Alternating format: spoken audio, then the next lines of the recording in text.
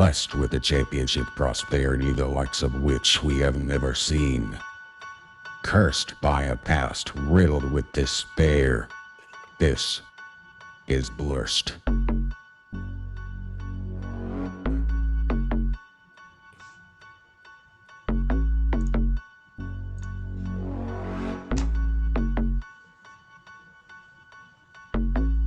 Welcome back to Blursed, everybody. Today is Tuesday, February 7th, and I just had a really good idea while our intro was going on. I'm going to try to mouth sync it perfectly next time so it makes it look like I'm actually saying it. I'm going to try that every single time until it comes out perfect. There we go. It's going to be tough because of latency and other issues like that, so yeah, you're going to have we'll to see get how us that goes. Our few people who watch us on YouTube will really appreciate it. Oh, I'm sure Yeah, they will. they'll get a kick out of it. Yeah, they'll really because enjoy that. Those guys. Have a We much had a comment actually this last episode, and they said they didn't really care for remote working. So I don't know why, because remote working is pretty cool. But Oh man, Clem their own. Jones, shout out! He's commented a few times. I don't know Clem who it is, Jones. and I we appreciate. I don't know if he's trolling us or I don't know. I Either usually don't way. understand exactly what he's saying, but I appreciate the interaction. Yes. Yeah, keep So listening. shout out. Clem. We appreciate you listening to the pod because I was Yeah. pretty late in the podcast when we mentioned it last pod. So. Yeah, I don't know if he made it, but yeah, we're back, all three of us again here with Hayden, Blake, and Aaron. What's been going on, guys? Not much. Just trying to figure out what that weird Pro Bowl that happened. I don't know what. I know we're going to talk about that in a little bit, but yeah. Otherwise, my weekend was pretty nice. Yeah, we will talk about it a little bit. I want to start talking about it right now because as soon as I hear something, I want to fly with it. But no, my weekend was all right. I've been under the weather like since Friday, and today I worked half a day remote, and I was just like, I had some important meetings I needed to do, but afterwards I was just chilling. How to get the mind You've ready. been under the weather since you watched that episode of The Last of Us. Oh we talked about at the man, end of this podcast. So yeah, episode 3. I haven't watched the newest one yet. We'll watch that tonight because we always watch it Monday night. Episode 3 was Chef's Kiss. It was that was beautiful, and you know what? I'm still recovering from it, to be honest with you. Man, I watched the episode last night. No spoilers. Not going to say anything. But it was really good. But I did the whole time I kept thinking to myself, man, I kind of wish this show was just about Bill and Frank now. To be honest. Yeah, right. right. I'll be honest. Like I don't want to give any spoilers because I know it's still early on. Some people like binging the whole show. But I really didn't expect the show to do that. Like to take that turn to let them go into like this microcosm. And I really do appreciate that they're really honing in on the words "The Last of Us." Like that's what the show's about, and they're showing what happened to The Last of Us. I love it. Yeah. So it's phenomenal writing. Kinsey and I great talked about show. it. We was like, let's watch it again, like before the next episode comes out, and like we just kept being like, I don't know, we're not feeling it today. Then I'm like, right before the new episode came out last night, I was like, do you want to watch it? And we were both like, I don't think I can handle it. Emotional, yeah, exactly. It's very emotional. I'm not in the right mind space for that. Yeah, it was nice. But you did watch it last night? Yeah, I watched the new one. It's really good, man. It was. Craig Mazin is amazing. No, Great writer and amazing, baby. runs the show the right way and good storytelling. Yeah, no. So far, it's been perfect. Would you say he runs the show kind of like we do here at Blursed? Just the right way, you know? Yeah, definitely. Yes. We're right up there with him. Those two things are Scorsese. certainly Right. comparable. Yeah. And speaking of Blursed, how about our Blursed of the weeks? Because I'll tell you what's not the right way. What's that? Worst of the week. The anticipation. Yeah, you know what's not the? You know what really grinds my gears? PlayStation 5 games costing $70, and so I thought this was a Call of Duty thing because I'm a PC gamer at heart. I bought Call of Duty on the PC for $70, and I felt really awful doing it at the time, and I feel even worse. I tried to get my money back that I played. Apparently, like if you play over 2 hours, that's too much time, so you can't get your money back, which makes sense. I guess that's fair. It's for something that's virtual property. I guess that's fair. But yeah, I was just like, wow, that was a lot of money. And I didn't realize all PlayStation games were 70. So when Harry Potter's coming out tomorrow, if you pre-order the deluxe edition, play a little early. And I was like, I want to get on the PlayStation so I can play a couch game. And it's 70 on the PlayStation, but 60 on the Steam. And that just really grinds my gears. That is weird. I had the same conversation with Kinsey like last week when I pre-ordered the Harry Potter game.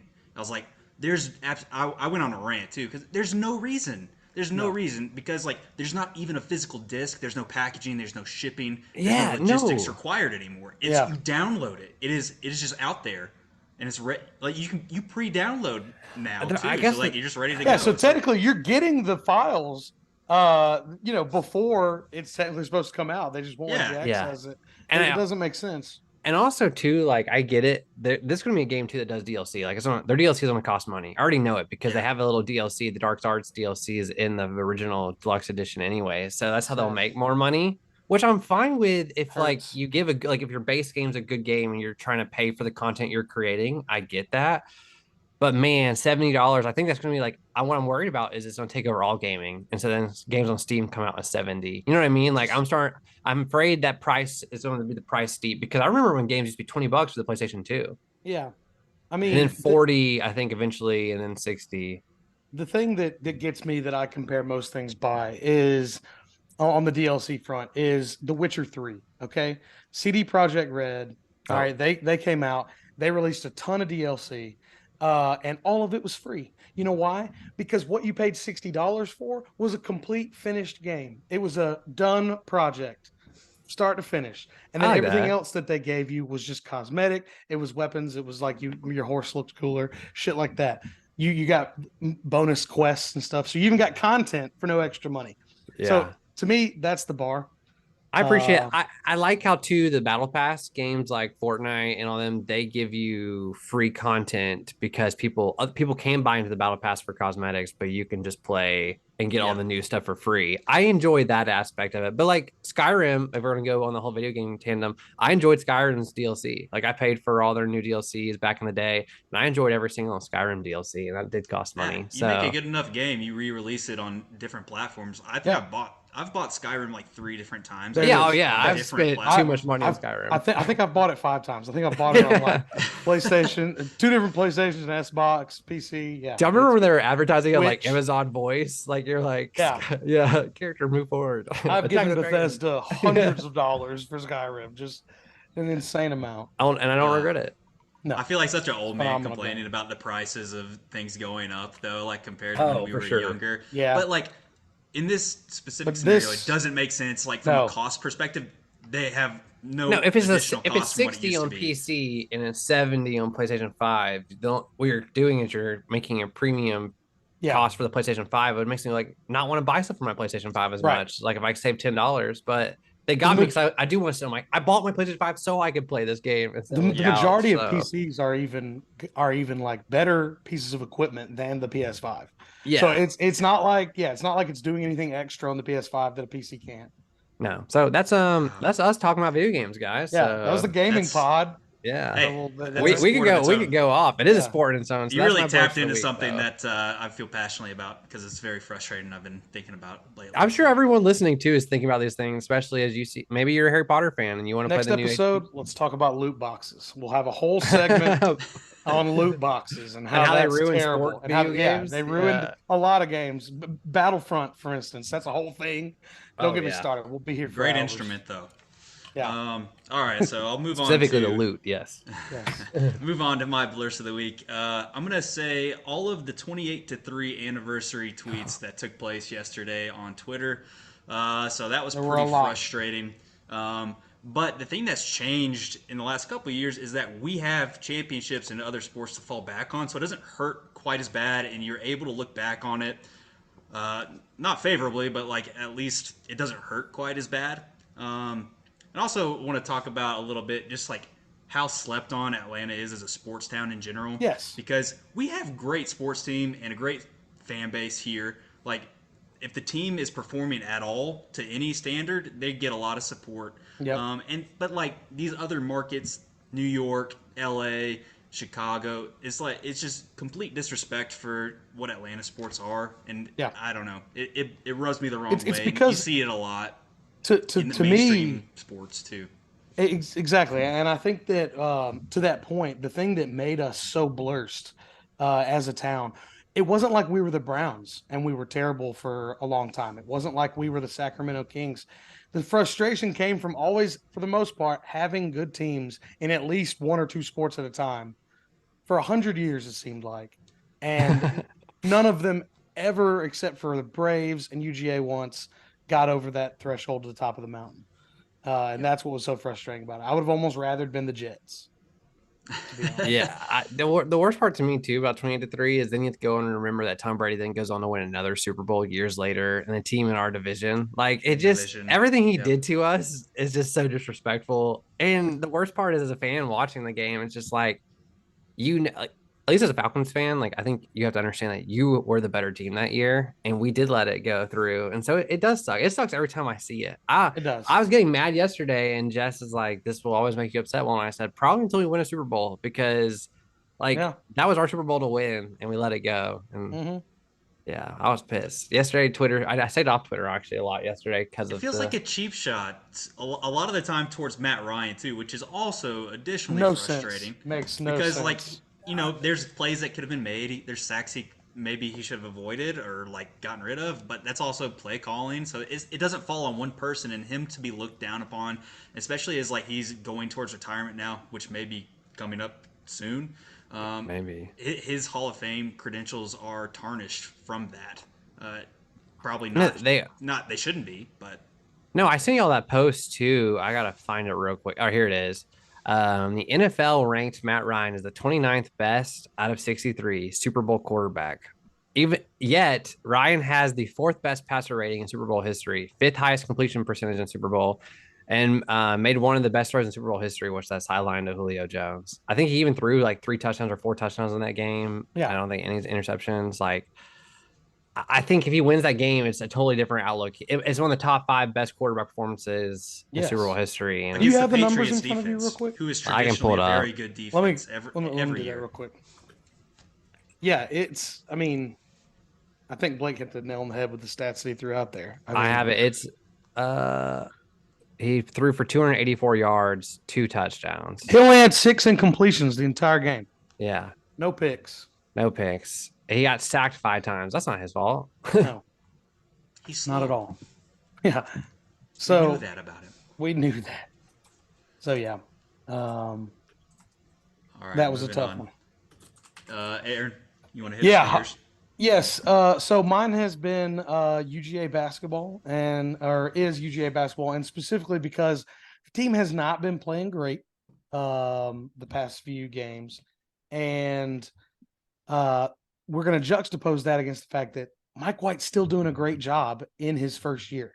And so it's a bit of a Blursed there between, I feel like maybe the midseason expectations probably being a little too high, at least for me personally, because of how well we started the year. So I gotta temper my own expectations. I think everybody should as well. But yeah, to me, that's pretty Blursed, but still hopeful for the future. Yeah, no, I'm right there with you. Is there a chance that we still make the NIT? Oh yeah, I mean, the NIT is pretty. Yes. Yeah, we haven't made it in years past though. So like, no, well, we've been dog shit in years past. That's pretty, yeah. But DAWG. That's right. Yeah. So, yeah, no, I mean, I think there's a chance because I believe we sit at 14-9 right now. Is that right, Blake? Are you looking at that? Hold up. I think it's 14-9, and we were, I think we were 13-5 at one point. 14-9, yeah. Yeah, we were 13-5, and now we're 14-9. So it's not been a good little stretch there. We're 11-1 at home. Yeah. 1-7 on the road. Right.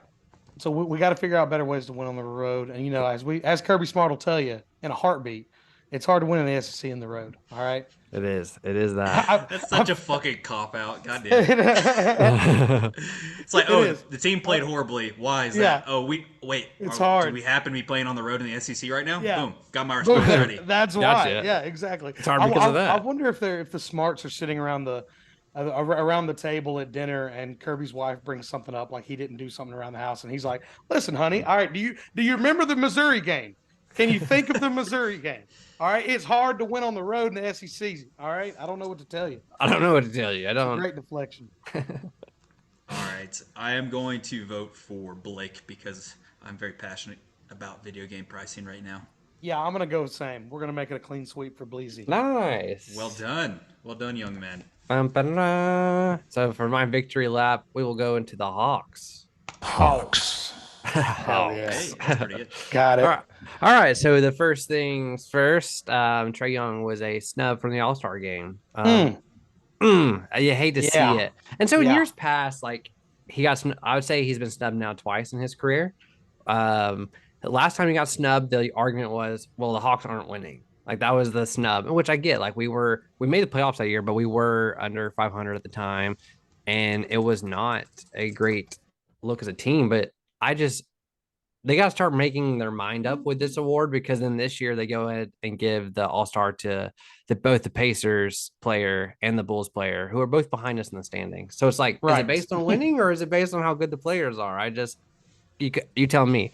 Um, so I'm calling him a snub because that means I believe there are players who don't deserve to be there over him. And the players I've chosen to tell you all about, DeMar DeRozan, he averaged 26 points per game this season, 4.9 rebounds, 5 assists, 1 steal.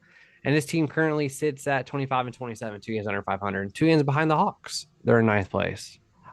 And just put perspective, Trae Young averaged 27 points this season, 3 rebounds, 9.9 assists, 0.9 steals. So he's right there on steals. He's double him on assists. He has more points than him. Tyrese Halliburton, this is his first All-Star appearance. He's averaging 20 and 10, which is cool. He's averaging a double-double. But as I said, Trey's averaging 7 more points per game and just the same amount of assists.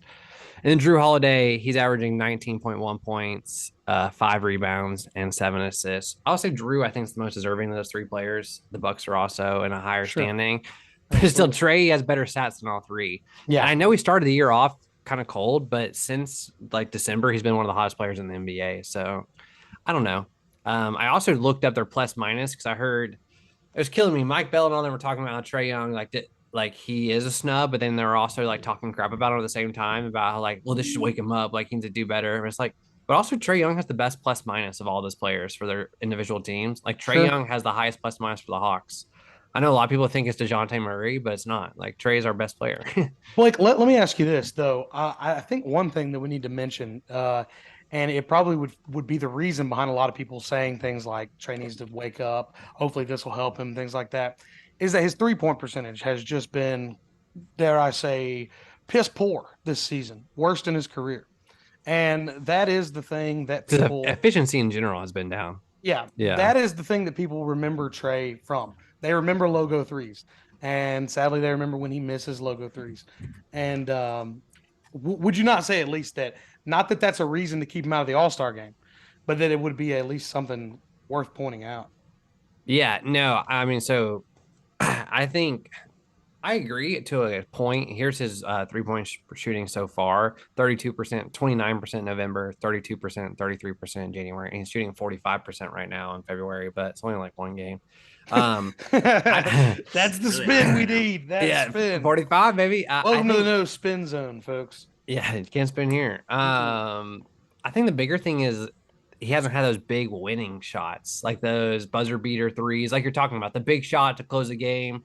But the weird part is like he hasn't had to have them as much, which I don't think is a bad thing if your team doesn't need buzzer beaters by your star. I get what you're saying. I don't know. I think I expected him not to be as well to start the year because of like the new dad thing. The same thing happened to Austin Riley for the Braves for like 2 months. He slumped because of Sorry, when you said I get it now, but when I didn't understand what you meant when you said new dad, I was like, are you calling DeJounte Murray like his dad? Like DeJounte came in, he's got a new dad. He's got a new dad now. DeJounte's his daddy. Yeah. He's a dad. I understand. Yeah. Wait, so for someone that doesn't understand the process as much, how are all-stars selected in NBA? It's so like stupid. MLB is like fan vote essentially. So it's fan vote, coach vote, and player vote. And Trey actually had a higher thing in. Oh wait, not coach. It's player, fan, media. So Trey actually scored higher in media and fan than he did players. Players just don't like Trey as much, but I think it's because Trey's a little disrespectful. Like he just is. So I could see that. Maybe they don't like that he complains some, but like Luka complains more than anybody I see in the NBA from night to night. So the issue I have with it too is that the NBA All-Star team size, which I've talked to you about this prior to this conversation, is it's still the same size it was since the NBA has been 22 teams, and now we're at 30 teams. So like you have to increase the size of the team, because I'm not here to say that these other three players couldn't be all-stars, because statistically, I mean, they're putting up numbers that are far and ahead of other players in the NBA right now. And also, like I heard on JJ Redick's podcast, Old Man of Three, he was talking about how just an all-star appearance for the NBA is like such a big deal to your legacy. So it sucks that you're taking away NBA all-stars from players like Trae Young, who like you shouldn't compare generations as much, because like I heard true shooting percentage, you didn't get above 40% to like the 60s or 70s in the NBA. Like God. people just didn't shoot as much. And so like averaging 20 points back then would be enough to get you an all-star, and now like that is not enough. But just to say, like, it sucks to see someone like Trey's putting up generational like numbers every year, not make an all-star because of why? Because he's short. Like that's what a lot of people think. Like short NBA players have a history of being disrespected in the league, and especially being from Atlanta, like you're talking about earlier. Atlanta's looked down upon as a sports town. Like I swear, the national media just has it like in for Atlanta sports teams sometimes, and the Hawks are included. It feels like Trey hasn't broken through that veil that Steph Curry had to do. I mean, he had to do the same thing. They're similar play styles, frame. Good point. Not traditional for NBA players, but yeah, it feels like maybe he needs one breakthrough moment, like if that is taking the team to the finals or something like that. Yeah, win championship. Get him I on feel the like stage to get him the baseline respect that he should be getting by how he performs. So maybe next year we'll get to that point. I don't know. It sucks because you felt like, and maybe it's this year. I don't know. The trade deadline is coming up. We're not going to really get into too much because I don't know the hypotheticals of what the Hawks really want to do, because I don't know the front office anymore. I couldn't tell you. Is there a chance JC moves? Yes, but now everything we're reading now is that the Hawks are way higher on JC than we used to be, and now our price has gone up. And that we don't want to move him unless like it'll make us the next greatest thing in the East. So I don't see us moving him unless the right package. And we could be really confused next week because the deadline is Thursday. So we come back and feel like, well, I'm really not sure what's going on. So there's still a chance we compete this year. But I think with Trae Young, and you compare him to Steph, is that Steph just had the perfect build around him. Like the GM knew what he was doing. They went and got the coach that saw the potential that Steph has and was able to maximize it. And you have a coach right now who really limits a lot of Trae does. And it's frustrating to just keep having to talk about him as your coach. Yeah. So you're losing ball games because your high efficient rookie that you drafted is playing better than Bogdanovich, yet you're stick as old head. You're going to keep the older player in the game, and you lose, and you wonder why. Well, we've said it before. He's very 90s. It all feels very 90s what he does.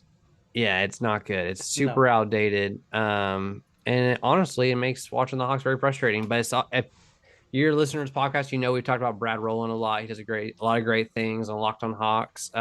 His tweet talking about the Hawks being the perfect middle of the road team at 27-27 and all those equalnesses we had.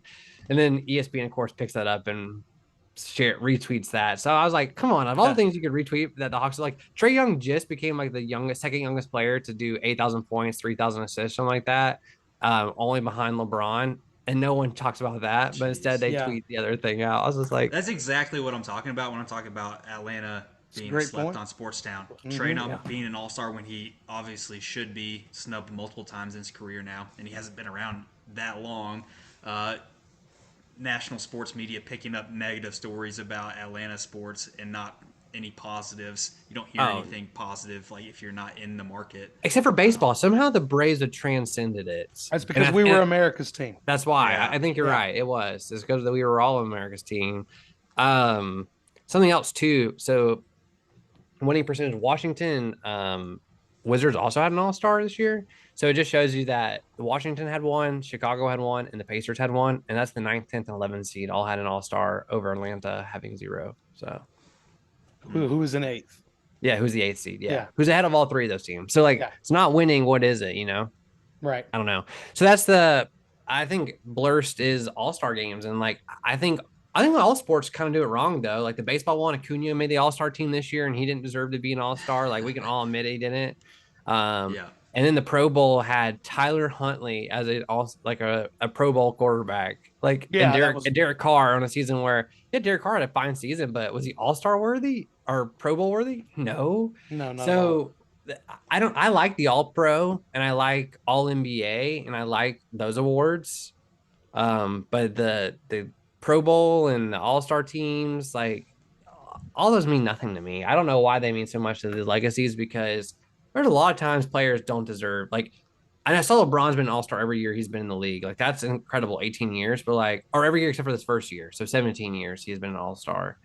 So I mean that's cool, but do these leagues make a profit on their all-star games / weekends or whatever? Because it feels like it's a legacy product now and nobody gives a shit.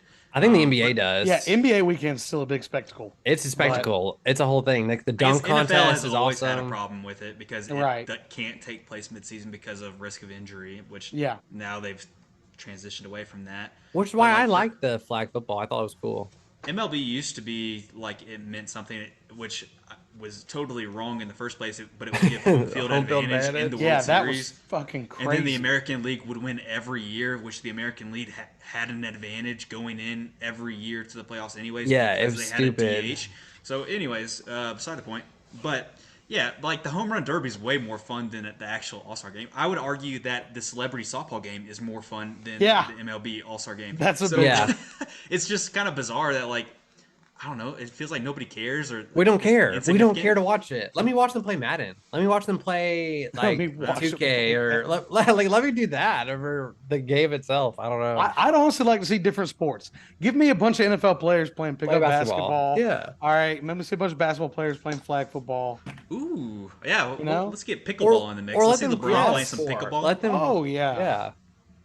Let's see Atlanta's All Stars all come together and play a game of softball, basketball, football, and it's like the all-stars from every team. So you have Trae Young, you know what I mean? Like, let's do that. I'll say of NFL's past weekend of all-star whatever what do they call it? Pro Bowl? All-stars. Pro Bowls. Yeah, there it is. It feels like they're trying to break it up for different events for TikTok and Twitter and Instagram Reels and stuff, because that's how I took in so much of it, and I was like, oh, they did this. They played dodgeball. They had a relay. So it's like I probably saw a lot more of that than I would have just from a normal weekend. Yeah. The players looked to enjoy it. Like they looked like they had fun doing it, which is why I enjoyed exactly what you're saying. I enjoyed watching all those reels because the players seem to be having fun. Yeah. So I don't know. If they're not going to play and hit each other anyways, let's have stuff like this. Like this is more fun for them, and they're the ones who are getting the award for. Like we're not gonna watch it anyways. Like who's lining up to watch Pro Bowl? Like when I was a kid, I'd watch those games because it was every star. Pro Bowl meant way more to me when I was a kid than it ever has since then. Yeah, it's more of a status thing. But yeah, you always see people posting this is what the Pro Bowl used to be, and it's Sean Taylor absolutely destroying a punter on a fake punt. Which is wild, and it's the same thing comes up with MLB. It used to be more competitive. I think Pete Rose hurt a catcher at one point because he trucked a catcher at home plate during an All-Star game because he was just a competitive guy. Shout out to my dad on that one because I know he used to bring that one up. That's what we're saying like it used to be. We're saying like it used to be. No, I mean it's just not competitive. It's not really fun to watch in my opinion. But you know else what used to not be fun to watch, but now next year might be the Falcons. Oh, damn! Aaron's face. They could be fun to watch, Aaron. They could be. They might be. Especially if we go trade for T. Higgins. Y'all be interested in that? Did y'all see that? I would. Yeah. Dude, he is a very slept-on star too. He's very good. He's slept on because Jamar Chase plays with him. Yeah. Incredible. Here's my thought process. You just saw the Eagles go out and trade for A.J. Brown, and look where it's got them. If you look at the Eagles and the way they've built their team, they've drafted a lot of defensive players, and they drafted a lot of young offensive players, and then they went out and got big free agents on both defense, and then you got the big receiver trade. Yeah.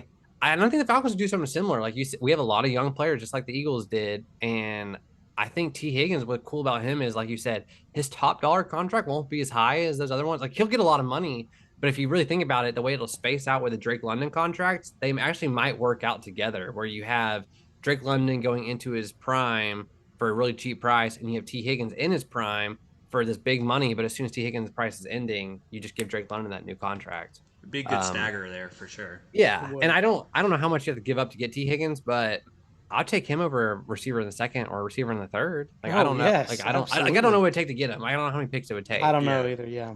Well, he would immediately come in and be the number one receiver, right? Here's my question: experience, and he hasn't been in that role as wide receiver one on the Bengals in a couple of years. And Drake London compliments him a lot because Drake London, like Jamar Chase, is a bigger guy. He will take like T Higgins. What he does is explodes off the top of the defense, right? He's fast. Like T Higgins is known for kind of being a burner. I don't know. I think they complement each other really well. Yeah. Here's my thing. So I keep seeing like a lot of people talking about Bijan at 8. Would we do it? Let's not think that. Let's think if we had to give our 8th pick up for T Higgins, but we kill free agency. Are you okay with it? Like if we land everything, because here's the thing. I'm looking more and more at the draft. I'm starting to feel like that first pick, I'm actually leaning between cornerback and tackle, like offensive line. I'm actually not going D-line right now. I'm okay with an edge rusher, but I think we can land an edge rusher in free agency. And the defensive tackle, there's just not any, like, we're going to miss out on Jalen Carter. And besides him, there's no one worth reaching for at 8 defensive tackle-wise. So I'm kind of on the page that if we do everything right in free agency, trade it for T. Higgins, like, or something like that. I don't know. Like, well, some of it's dependent, too. Like, the Bears are apparently trading down, so there's so many quarterbacks, and that's what adds so much value to those early picks is a team wants to get into that fold. Right. And so if they trade that pick, then other teams may not trade up the same way. But yeah, I guess I'm hesitant for the first pick. I think that's pretty heavy. Right. Yeah. But if you could do, but I feel like if you don't go the first, you have to go like a second and a fourth or something like that. Like I don't know. Yeah. But I'd be okay with that too. I just feel like there's so much positive we can do. I've been getting really excited about free agency. So guys, I've been diving into like, I think it was Fans Bros is what I sent y'all, the website. Yeah. They have a really intuitive free agency system. So you get in there, it'll first initially show you all of the like Falcons. So you pick your team. So I picked the Falcons. It'll tell you every free agent that you have on your roster that's about to go into free agency. So you have it shows Lorenzo Carter, Caleb McGarry, Olamide Zaccheaus, Isaiah Oliver, Rashaan Evans, Eric Harris. I'm trying to hit some of the big one, Demir Bird, people like that. And you get a pick right there if you want to try to re-sign them or just not even try to re-sign them. And then you can also restructure, like Jake Matthews was an option to restructure. And after you do that first thing, then you go into free agency and it shows everyone out there. And you can enter how much money you want to bid and like how much is guaranteed of that contract. And they can tell you yes or no based on a computer generated everyone else. So it's really intuitive. It actually feels better than like Madden's system. Like, so like Madden, come on, use this for your GM, Madden's please. system kind of sucks. I was about to say, it sounds like the boring part of Madden. That's my favorite part of Madden. So it's one of my favorite parts. So I sent like over to y'all what I did, and I re-signed Olamide Zaccheaus. I re-signed Caleb McGarry for $9 million a year. I re-signed Lorenzo Carter. I know some people are against that, but I like Zoe. Zoe did as much as like Aiden Hutchinson. I think the rookie. Yeah, no, not him. Kayvon Thibodeau. Detroit Lions. Yeah, Kayvon Thibodeau. His numbers from last year are worse than Lorenzo Carter's. Not saying he won't potentially be better than Lorenzo because he was a first round pick, but just like. Your edge rush is so hit or miss in their first year if they're going to be good or not. So, like, give Zoe another year. Why not? Like, I'm fine with that. I re-signed Rashaan Evans. I thought he did great. I think Troy Anderson is going to be your new Mike linebacker anyway, so kind of start moving that. I re-signed Eric Harris. He's good special teams, good depth. And then here's who I went out and got. I accidentally signed 2 receivers. I didn't mean to, but I got DJ Shark and Mecole Hardman. I gave Shark a 1-year, $9.5 million deal. He's just kind of a barn burner. Mecole Hardman, I did a like 2 or 3 year contract, $6 million a year. And these aren't all fully guaranteed. They're like, they tell you to do like 30-40% for like a good player, like 25% for less than that. I went out and got Shy Tuttle. So he's a D tackle that plays for the Saints. A lot of people think he'd be great with Gray Jarrett. I got Von Bell, who's the other safety for the Bengals, a little $6 million contract. I spent a lot of money on Marcus Peters. He's the cornerback. Like, I gave him he plays for the Ravens. I went and gave him $12.5 million just for 1 year. So we've been doing this. He's kind of the end of his career, though, is he not? He is. So I just did like $12.5 million for 1 year, like a 1 year. And I don't know how much he would actually go for. I'm not sure. And then Marcus Davenport, I signed to a 4-year, $15 million a year. He's the edge rusher from the Saints. But anyways, if you're interested in this kind of stuff, it's definitely worth playing around on it. I had a lot of fun doing it. I'd like to get more into it, especially as one of the Derek Carr is about to fall, like because they're gonna have to try to trade him by next week, and if they don't, he's gonna become a Right. free agent. So that'll be exciting. And then also, they also have a draft simulator too. So it's hard to do the draft stuff right now though until we do free agency. The Falcons, for once, actually have money to spend, so it's really hard to peg down what we're going to do. But the reason I was asking about the T Higgins thing is just I really am now on the like if we don't go offensive tackle with the first pick or cornerback, I'm okay with trying to go get like a guy like a T Higgins. Do you guys remember like what was the cost of Stephon Diggs when the Bills I went and don't got remember him? exactly what I they think sent. the trade to get him. Yeah. Bills So trade. the Bills for traded the Vikings a Stephon couple years Diggs. ago. Let me see. And so Diggs is like I think probably he's the first tier of wide receiver in the NFL. Like, Yeah. They he's there traded with Jamar Chase, Justin Jefferson. for the number 22 overall pick. Okay. So yeah, like the first would definitely get him. Like maybe a second on its own would be able to get T Higgins, I would guess. Yeah, a second probably. I like that, dude. And that's the thing. And like you said, I'm taking that over. I'm taking T Higgins over any second rounder any day. But He's how a much? surefire thing. But here's the thing: is Yes. T Higgins? How much is that of our cap? I don't know. Like I don't know. Like T Higgins, yeah, I think Christian Kirk got 18 million last year. I don't know what T Higgins makes. I'm imagining. Well, you have to Chase is re-sign obviously- him. That's the reason he's going to get cut or traded because they don't have enough money to pay I Joe see. Burrows. That's why he's like potentially on the move. So no, okay. So Christian Kirk's base salary is 15 mil. Okay. His average salary is 18 mil. So like, yeah, I mean, you're going to have to give him around 18, 20 million probably. But like, I think where you're at with how much cap space we had, you could do that. And he's like a good age range of a guy you'd want to bring in too to keep him long term because there's guys like DeAndre Hopkins that are going to be going to a different team this year, but he's a little bit too on the upper end of that scale. His skill set's like very similar to what Drake London is as well, so you don't want to like double dip there. T Higgins only 24. Yeah, he's super young. Yeah, he's super young. Like, but he's experienced in NFL at least, and you know if we did use a second round pick to get him, you could also trade down that first pick and then recoup some of that. Oh, exactly. You could do draft so many capital. things. Yeah, I don't know if we're in the market for T Higgins. I'm not sure because like I said, there's just so much unknown right now which way we're going to go. I think we invest a lot into the defense, but if you have some leftover money somewhere and you're maybe the plan is to let Caleb McGarry walk and you're like, you know what, we're going to actually draft a tackle with our first pick. I mean, that frees up some cap immediately. That's like 15 million. You don't have to give to Caleb McGarry. You can go towards a T Higgins. Yeah. And if you're going to draft a receiver in like the second or third round, anyways, then yeah, why not get a sure thing for that same price? But now we may see some monster contracts go out to like a De'Aaron Payne or a Jesse Bates, or you know what I mean, like some of these big free agents, and you're like, all right, well, our money went that way. I'm okay with that. Like that's the thing. I'll be okay with a lot of different ways they spin this. I just would be disappointed to us miss out on a lot of cool free agents, and we don't go for T Higgins. Like you know what I mean? Like there'd be, I'd be upset then. Like, but I'd rather see us go for T Higgins than go get Bijan at 8. Like, just where I'm at right now. And I know there's so many fans that think it'd be the perfect move. I'm so tired of seeing those online. It's the funny one that I sent you guys was somebody that ran through the Falcons draft and they just drafted a running back in every single round. Yeah, they had both Texas running backs. I think it was Bijan and they had Roshan or whatever his name is. So yeah, I don't know. I'm super excited for Falcons free agency. I think there's a lot of positives. I really do believe. So Nielsen in his interview talked about, they asked him like about the players. He goes, well, there's some good players on this team. He said some good players when he's talking about the defense. And I thought that was really telling that like he knows they need help on defense. And I'm sure that was a conversation that they I'm going to had. disagree with you there, Blake. I think you're reading too much into the use of the word some.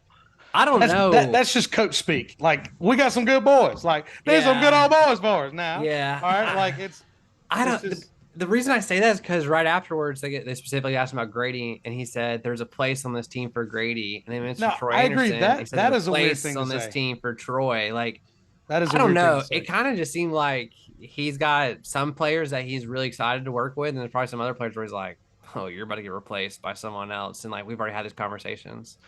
on who's going to replace. Because the thing is, he does have such a pipeline of talent that can come out of the Saints right into the Falcons. Like, the Saints are in trouble cap wise. Like, I've sent you all those infographics. Like, Yeah. the whole NFC South is underwater except for the Falcons right now.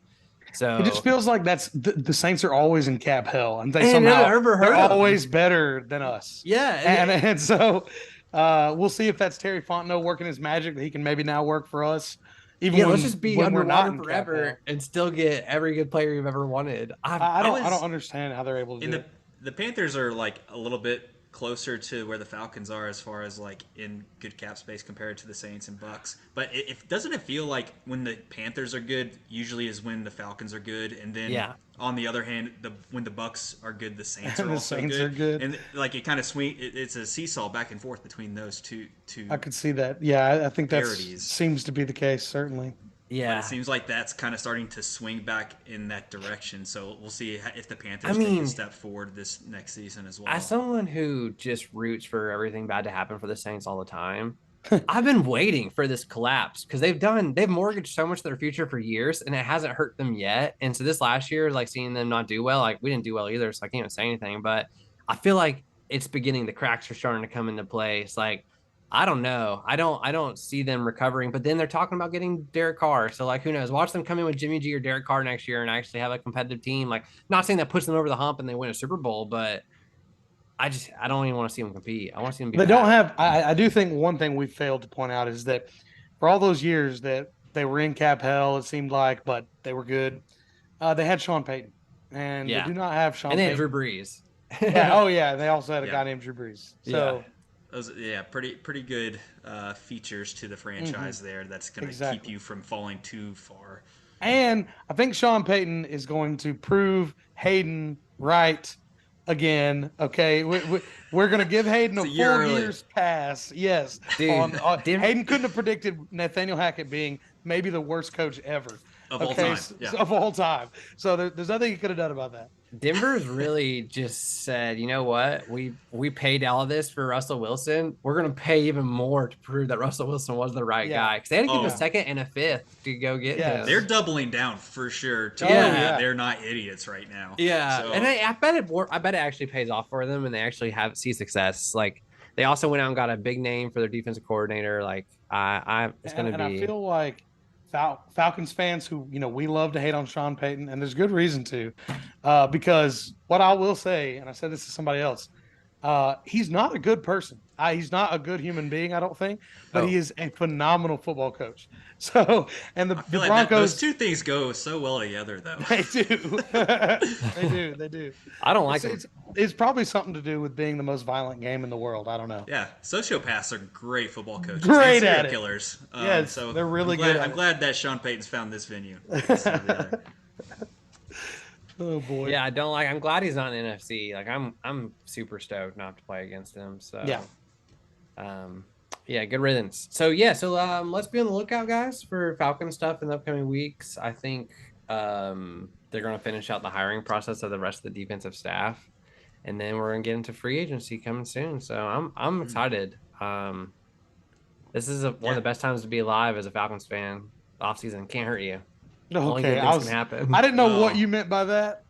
And yeah, I agree though. The offseason. The offseason, man. It feels like we're on the cusp. We're on the cusp of making that step to being a competitive team for the next 5 years. True. And they can make that step through the moves they make this offseason. Yeah. True. You see teams that made that leap, like the Bengals, that like they almost went to back-to-back Super Bowls because of Joe Burrow and then the pieces that they surrounded him with. Yep. And Yeah. if we bring the right pieces in and surround Ritter with talent, I think he's not going to be Joe Burrow, but he's going to make a step and he's going to look really fucking good, especially with the running attack that we have already. So I like that you say that too, because like last year, I was not excited for the offseason because we all knew we weren't going to be that great this year. The question mark was, are we going to get a quarterback last year? And was, what were we going to do with Matt Ryan? And it was way more questions than answers. Like this year, at least we actually have a direction this year. We can start to see the blueprint come take fold. yeah, And I think we're trending in the right direction. we were definitely more than a year away at that point last year. Yeah. At this Yeah. point last year, so For sure. feels good to be hopeful, I suppose. Yes, this is Yeah.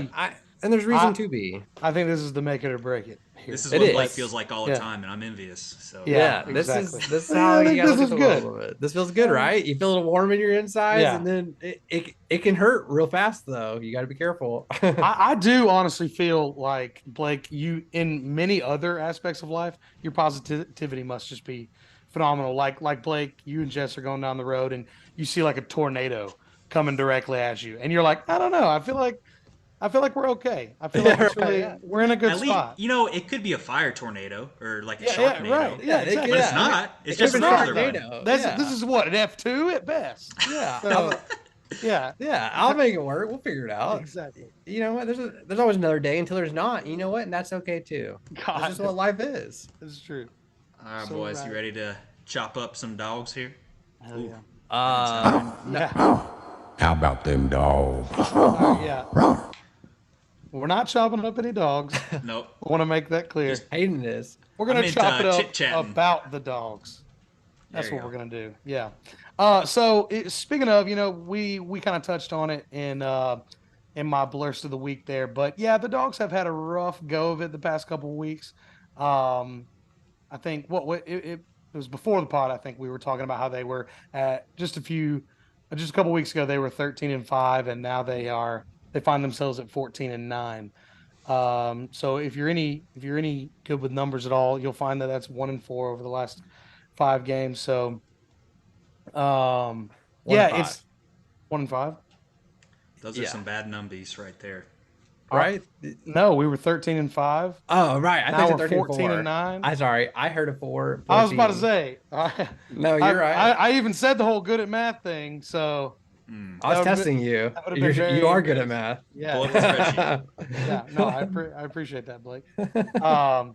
But anyway, yeah. And the thing that has been really worrying, of course, is the 2 30-point losses. Now, one was at Tennessee, and they were Can't win. It's hard to win on the road. And hard to win on the road in the SEC. No, but legit, Neyland Stadium. I think we said it 2 podcasts ago, because when we recorded that one, I believe the Tennessee game was like either later that night or the next day. Yeah. And so, it turned out, I don't know the name of their basketball stadium, but it is just like Neyland. It's gotta be like Summit or something. Yeah, it probably is. And Summit Stadium actually sounds sick anyway. But, Summit Stadium. I like Just that. the Summit. Yeah. Whoa. Summit. There you go, Tennessee. Take it and run. But yeah, Pat Court at the Summit. There you go. So that game went terribly, and it wasn't just the 30. It's one thing to maybe get blown out like 90-60, but it's another thing when the score was 70-40, Oof. which is what it was for Georgia. Technically 41. We lost by 29, but who's counting? Oh boy. Yeah, so it was 70-41, and that one was tough. Then we go to Texas A&M this past game 2 days ago, and yeah, it was equally as bad to a team that's not equally as good. Remember when we couldn't win games though, and we had Ant on our team? Yeah, we have one of the best NBA players Yeah, on so our roster, and a few other good guys, and we went like I think Tom Crean's best year at UGA, we were 14-17. yeah. So here's the What thing: was is the like expectation coming into this season with Mike White? Like We were anything, picked dead. basically. We were picked dead last in the SEC. Yeah. So Yeah. anything better than that? Yeah, no, we've been nothing but Over better 500 than that. is exceptional. Yeah, exactly. Yeah. I mean, 14-9, 5 games over 500. People weren't picking us to win 14 games across the entire season. Like we were picked to go like 8-20. Yeah. And now And Josh so- Pastner actually might be out of a job at Georgia Tech. Which is crazy. I mean, it makes them beating us early in the year feel really extra bad. Yeah. But because I believe, Tech's first ACC game, they upset a top 10 ranked team in Miami, I believe, and then they have lost 11 straight. Yeah, they beat them 76-70. Yeah, And since then, I mean, don't get me wrong, they've had some close losses, but they've had some bad ones too. Yeah. Clemson beat them by 21. Duke beat them 86-43. Doubled their Yeah. score.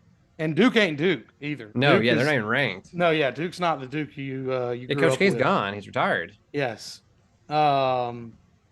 By the way, speaking of now that we've covered 2 basketball programs in the state of Georgia, let's cover a third. Kennesaw?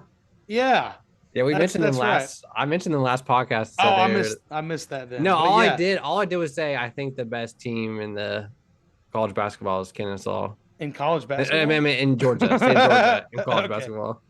Yeah, no, they are. Hold on a second. Kennesaw State is currently.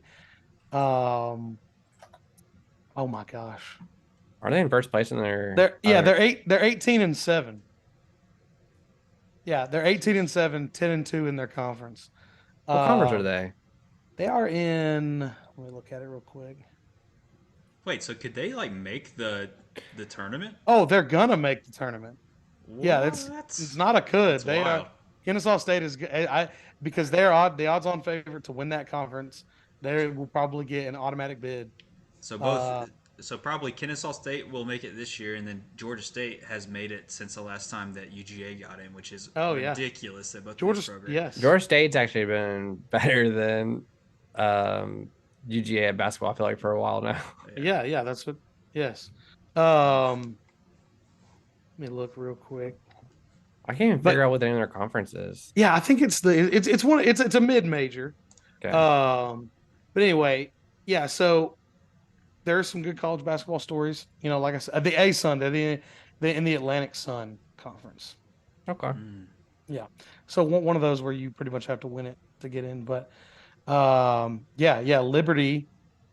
Let's see. I'm trying to look and see if there's any other big teams. Austin, PA usually gets in. They're not having a good year right now. PA. Yeah. So PA. Old Austin P. Anyway, I yeah. think the moral of the story is when Mike White gets his boys in here, UGA basketball is going to be good. Yes. Absolutely. So anyway, Bada bing. positive stuff there. All right. So unless you guys got anything else to add, we can move on from UGA men's or from college basketball in general. Let's go to UGA men's football since we're on UGA. Men's football, yeah. Todd Monken, he interviewed with the Ravens now 2 times, and he interviewed with the Bucks. He said he didn't want the job working for the Buccaneers, which can you blame him? Like you just had the best quarterback retire. They just had to fire their OC there, even though I don't know if it was his fault. No, it was Todd Bowles' fault. So yeah, Todd Bowles is not a great coach. So he may get taken by the Ravens, and if so, it's going to be a tough loss. Like I don't know how y'all feeling about this. I don't feel that bad about it. Yeah, and here's why with me. It's that I would hate to lose Todd Monken to start, but think about it this way. Todd Monken was not the hot commodity when we hired him that he is now. The dude was known for having a nice air raid offense, for being pretty decent, but he had been a failure in the NFL, and he'd been a failure as a head coach in college. He'd had some good years as well. So basically, I think that until further notice, we stick with the policy of in Kirby we trust. So if we lose Todd Monken, the day that I hear that news, I'll be disappointed. But then the next day, perhaps even later that same day, depending on when the news breaks, I'm going to be like, well, whoever Kirby hires, I have no reason to believe that they won't be just as good, if not better. Yeah. I mean, I get that. I mean, something that Alabama's done for years now. They lost their OC every single year, and they replaced every single year. And you got to think that they can't continue to have a pigeon on that market. Like, you know what I mean? Like, they can't continue to have that market. Like, UGA has to be able to compete with them. Yes, and how wild is it, though, that Saban has basically been able to use his offensive coordinator spot as, like, a head coach image rehabilitation center. Like, it's essentially the whole program. Yeah, it's like come one, come all. If you are just a downtrodden head coach, perhaps you were it's a recycling machine. Yeah, washes it off, cleans it up, gives them the same shine. Boom, you go back and you get a big time job somewhere else. I think Kirby's trying to build out the same way, and that's one of the reasons for my disconcern is because one, I'm not sure that Monken leaves because if he looks a little bit down the road with the Buccaneers, they're in a bad spot. They don't have a quarterback, and that's the last spot you want to be. And the Ravens might not have a quarterback if Lamar doesn't play next season, while they do have Tyler Huntley, who's a Pro Bowl quarterback, apparently. That's not super interesting to me if I'm an offensive coordinator looking to come in there. So those aren't 2 spots I want to land. Harbaugh is kind of in a tough spot, too. He's been on a little bit of a hot seat, especially since the Bengals have been so good. I don't know. So you don't want to walk in somewhere and then the head coach get fired immediately after that. And that could happen in both of those locations in one season. Yeah, And it was you out of the job. though. It And then was he's you back though. at UGA as an analyst. Right. It was you Yeah. who said it though best. If he is trying to get that one last paycheck, this is the time to strike while the iron's hot though. Because like this is probably peak his. I don't see unless he three-peats, I don't see him being worth more than he's worth now on the market, right? I don't know. I just think he's probably getting that here. But if he does leave, then we have somebody else that's probably going to be an internal hire. They'll step up, either Bobo or somebody else that's a position coach currently. I think I'm more nervous about it than y'all are, but I do agree with you. I feel like there's reason to believe that we could replace him and be fine. Yeah. Changes is inevitable, so if it happens, it's a little unsettling because you don't want anything to change from 2 championship seasons. But let's see how we do with some chaos. Change things up a little bit, see what happens. Absolutely. Chaos. So go on. No, that's all I have about that. Yeah, that's pretty much all I had for UGA football as well. Let's just talk about the Todd Minkin thing. But kick it over to United? I think we should, but let's take a bit of an intermission for a moment. Oh. Okay. And we're going to go back to trivia. It's been a couple weeks. I think Hayden has the edge here.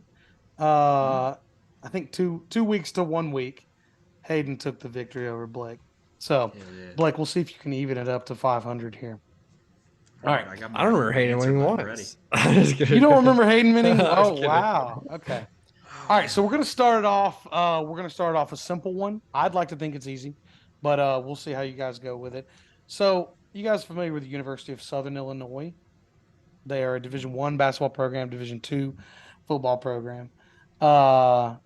And I'm curious. They, to me, have one of the best mascots of all time. They are the Southern Illinois what? And yeah, let's see if either one of you remember that. Southern Illinois. It is unique. It is also a slight alliteration. And all right, Ned. Are they the Roadrunners? Oh, they are not. Ah, jeez. Blake, you got a guess at all?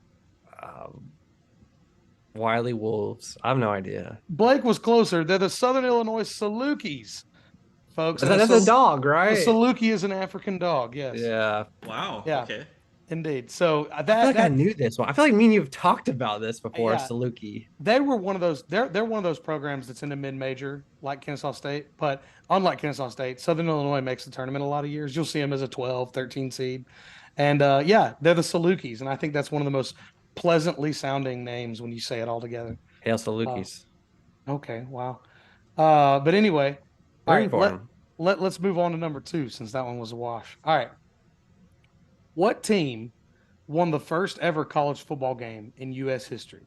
Took place in 1869, and they beat Princeton 6-4. All right, Blake? Harvard?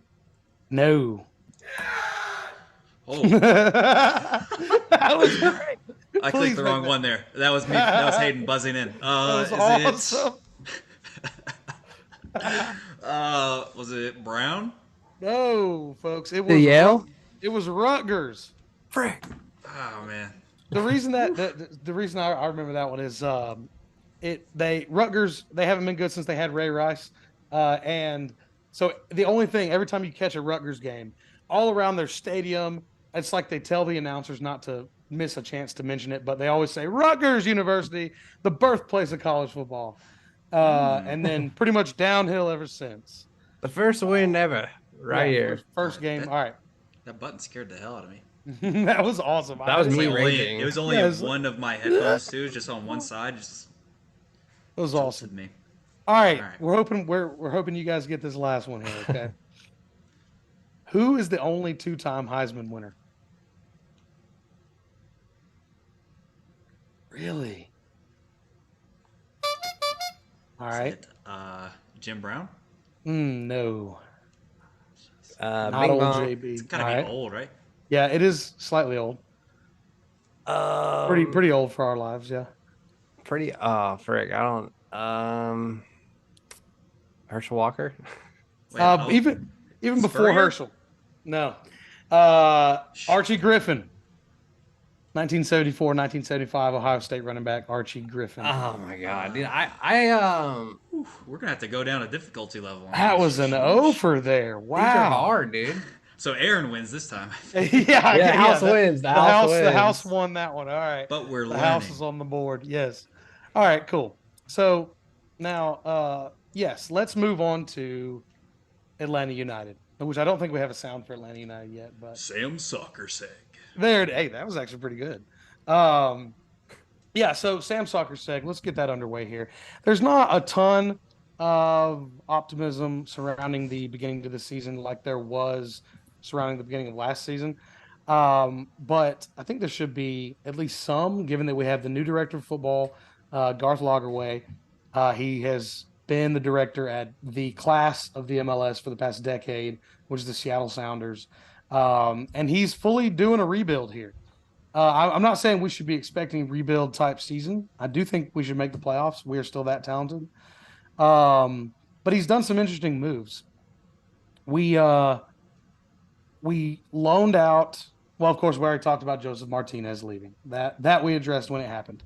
Yes. But we also loaned out 2 star players from the past few years, and Marcelino Moreno and Alan Franco. In fact, Alan Franco we straight up sold to French side, and Marcelino Moreno we loaned out. How do you feel about that, Marcelino Moreno?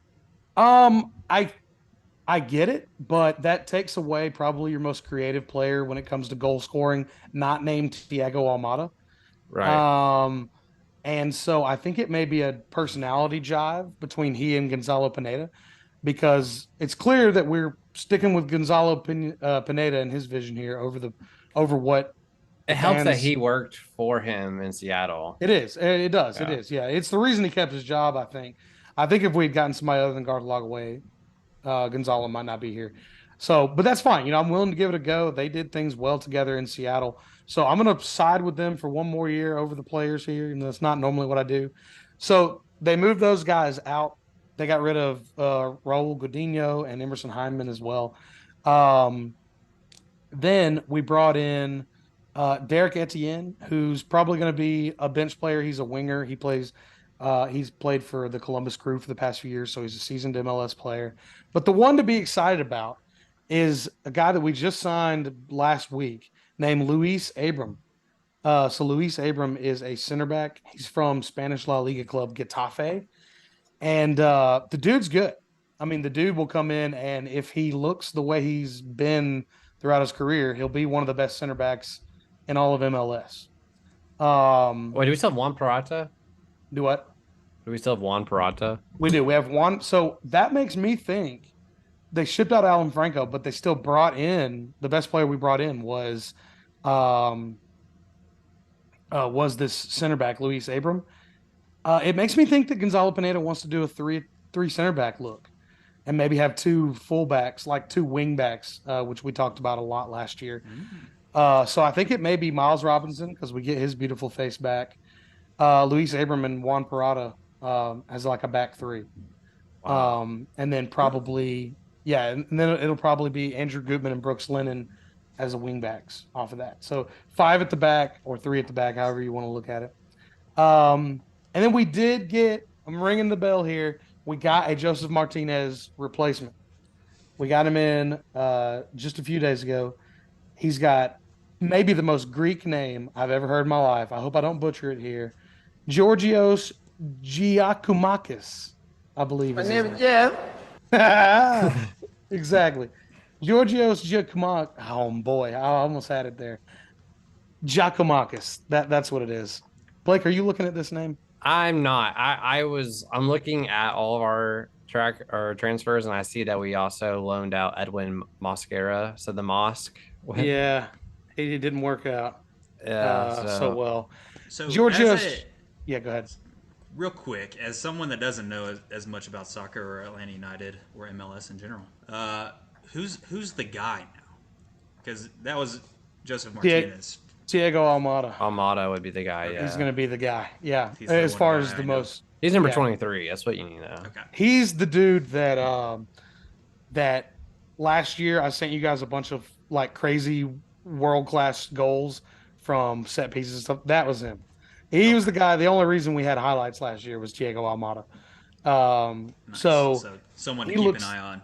Yes, he looks to be this year's talisman, as they like to say in soccer. And yeah, but we're excited to have an actual forward. I forgot to tell you guys where he comes from. He comes from the Scottish Premier League, which is in world FIFA rankings. It is one spot above the MLS. So Nice. a comparable league, both probably top 12, top 10 leagues in the world at this point. Oh And wow, I didn't realize that. the Where does MLS like the MLS fall like on the Premier League structure? Are they like also comparable with like the League Two or something? League Two is all right. The Premier League is a tough one to compare them against. Are there British leagues? Because I would actually say that the second division in England is better than the MLS. Damn. That's Yeah, but wild. not. But that's not What's the the case name in of the any other second countries. division? The Championship, which is confusing, because English League Championship. yeah, they're the English Football League Championship, the EFL Championship for slightly shorter. And here's where it gets even funnier. The third division is called League One, and the fourth division is called League Two. But the fifth division is called the National League. All right, so they're all over the place with their names. The fifth division, by the way, is where Wrexham United play. If you guys have been watching that show on Hulu, it is phenomenal. But anyway, so yes. Anyway, yeah. So I'm excited. We have a goal scoring forward from a team. He's from Celtic. Celtic is the premier team in the Scottish Premiership. They are the Man City of that league, and so it's good to be getting a guy who played a lot of games with them, scored a good bit of goals over there. He's 28 years old. He's experienced. He's in the prime of his career. So hopefully he can keep that going here in the MLS. He's played some important football, probably. I know. He has. At least in FIFA, Celtic is constantly in the Champions League. I was just Wait, about what to was say, the Scottish one called? which the Scottish player? The league, Oh, the Scottish Premier League or the Premiership.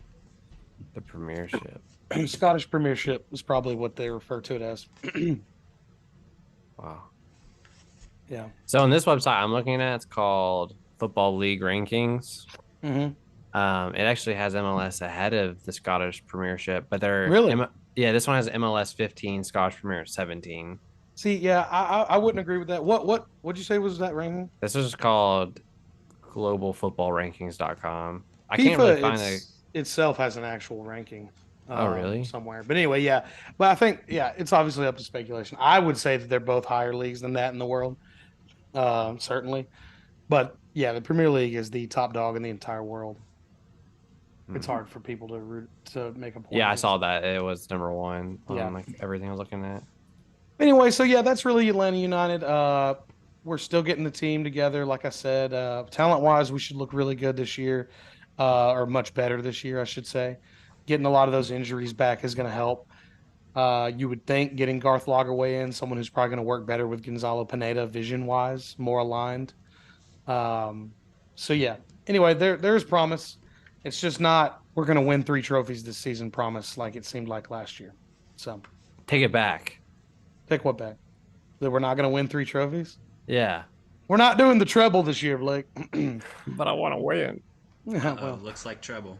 no. Some of these websites are I'm still in these rankings. Some of them I can't find MLS on them. Like it shows Scotland Premiership is the 9th highest rated rating, but it doesn't even have MLS on the top 50 That's stupid. or even on the Find that list. shallow and pedantic.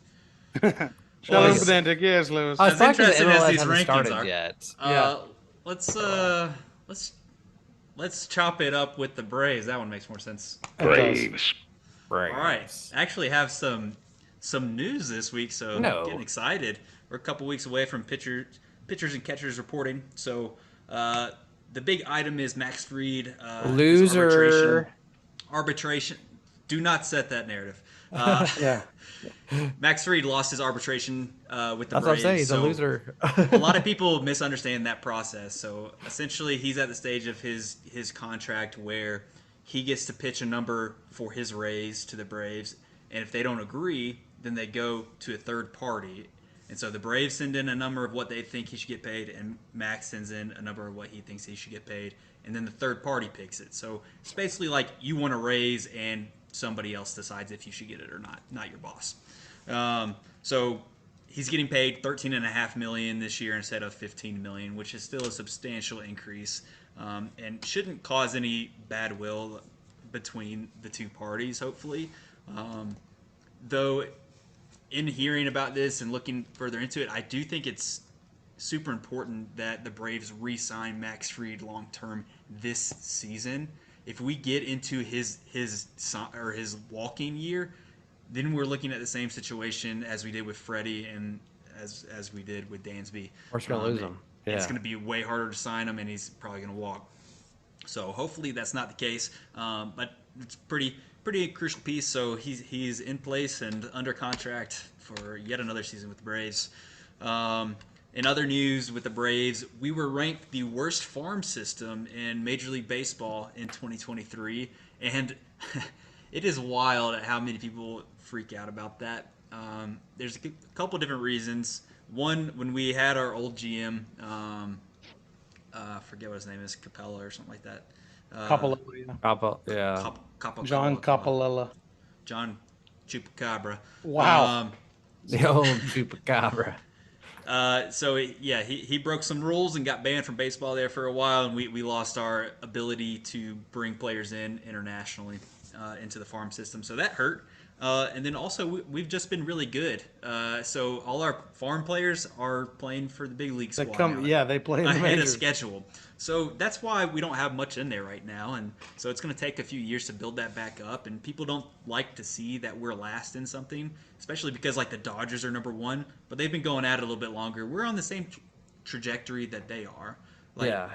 And that kind of ties in with my next thing is preseason hype around Major League Baseball, and there's all these listings of best players by position group. Let me just read you off some of these. I don't have the exact number that they came in at, but it was all top 10 lists. At catcher, we had both Travis d'Arnaud and Sean Murphy were on the top 10 list. This is all Major League Baseball. Matt Olson was on the top 10 list. Austin Riley, I know he was number 3. Michael Harris. Albies was I saw Albies didn't make a top 10 lists. Yep. Even though he did last year, which I thought was like Blake, I'm coming to it. Jesus, Blake. Michael Harris the second. He came in at like 5th or something like that for center fielders, which is nuts because he's played like half a season in Major League. Yeah, wow, that is insane. That's crazy. Acuna was on the top 10 list. Max Fried was on the top 10 list. And so notable Braves that weren't listed that could have been Ozzie Albies at second base. Spencer Strider probably could be considered a top 10 pitcher in baseball. Should be. Relief pitchers. We didn't have any relief pitchers slated in that top 10 list, but both Raziel Iglesias and AJ Minter both could be considered on that list or are just outside of it. So I think at every position there, the Braves have somebody that's either definitively a top 10 player at that position or close. Yeah. It's pretty crazy how well-rounded the team is. We didn't have to make many moves at all. Really, the only spot that's missing is shortstop, which Dansby was on that list, so representing the Cubs now, and then left field, which is kind of a crapshoot right now. Did you see Albies, what he said about Acuna? He said, I think he's going to be better this year than he was his best year so far. I hope so. I mean, that bodes well. I'm sure he wants to come back and show he's still got that power and pop that he used to, and hopefully the knee is all the way back now, not impairing him at all, because I know as we went through last year, he was DHing a lot. He doesn't want to DH anymore. He wants to play in the field. He usually plays better when he's in the field too. Yeah. So hopefully we see all those things. So I thought that was really interesting. And then last item for the Braves, the notable non-roster invitees to spring training. So those are guys that we either signed to a minor league contract. You'll see that pop up occasionally in the news. But we basically, if they make the team from here, then they'll get a big contract bump. If they don't make the team, we'll probably cut them, and then they'll try to get on a different MLB team. So a couple of those guys, Jesse Chavez, welcome back. Here, Go, Daddy. Adrianza, so another name that's familiar, some infield depth. Kevin Pillar, so he's actually had a pretty sustained career. Yeah, he's played with the Red Sox and the Mets. He's most notable in Braves country for getting hit in the face with a baseball maybe 2 years back. But he's on a minor league contract right now, so who knows. Maybe he's one of those guys that competes for left field if he starts hitting really well in the preseason. And then a couple of top prospects. So even though we have a poor farm system, there are some pitching prospects that are on that list that are in high A right now. Jared Schuster, Victor Vodnik, and Dylan Dodd. Those are 3 guys that are top 10 prospects for the Braves. And Shout out Dylan. I mean, that's kind of like Spencer Strider that came through and was unexpected last year. So maybe we can get another surprise addition to our Me team. thinks we will. Just something tells me one of those guys is going to do it. It just it happens a lot with the Braves. It I think does. It's just because they're a well-run franchise. We're pretty good, yeah. Yeah. Yeah, it's all thanks to us too. Yes. Yes. Bring awareness to that. Yeah. They wouldn't be good without us. Yep. There you go. Very good. That's all I got for the Braves. There you go. All right, everybody. Well, as you're listening to this, I hope you have a great day at work and go home and play some Harry Potter. And if you don't like Harry Potter, don't play it. Do something else. Harry Potter, did you put your name in that goblet of fire? Also, real quick, I would like to mention, as I try to remember all the time, if you check out like our show notes, either on a podcast platform or on YouTube, you can see like the timestamps of when we start certain segments. So if you don't like listening to everything, you don't have to. You can skip right to the Braves, you can skip to the Hawks, whatever. So it's down there in the show notes. Doesn't hurt our feelings. No. We just try to get to it all. But yes, thanks everybody for joining us once again. And We do leave subliminal messages throughout the podcast if you listen to the whole thing. So Yes. Yeah. Yeah, if You have to listen to the whole it thing. backwards, then it's going to take you to a whole different place. yeah, and if you ask 10 of your friends of what they heard, you might be able to figure it out. It's a team effort. Make sure your mom's listening. What are we? Wow. I don't know what we're talking about. My mom I don't doesn't. either. listen. We're talking about listeners, dude. Okay, here's Oh No's newest single.